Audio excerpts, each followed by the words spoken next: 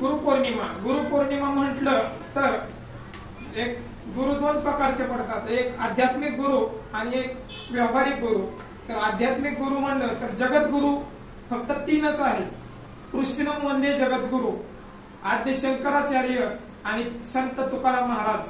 जगद्गुरु तुकाराम महाराज, जगद्गुरु फक्त ह्या तीन गुरुंना पदवी आहे। पुन्हा कुणाला सांगा आता मी काय सांगितलं ते। पहिले गुरु कोण आहेत? पहिले गुरु कोण आहेत?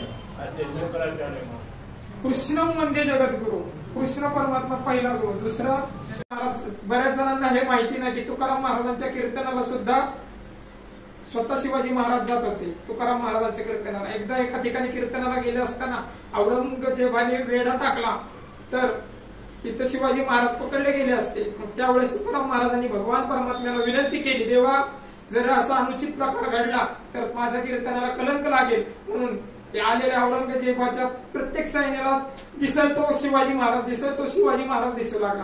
म्हणजे मला सांगायचं काय की सद्गुरूंची ताकद एवढी मोठी आहे की लेखा कोण करी राज्याची कांता काय भीक मागे, मनाची या जोगे सिद्ध पावे। तुकाराम महाराज सांगतात, माऊली सांगतात, सर्व संत सांगतात की आपल्या सद्गुरूंना भजन भजलं पाहिजे। आता दुसरा राहिला व्यावहारिक गुरुचा विषय।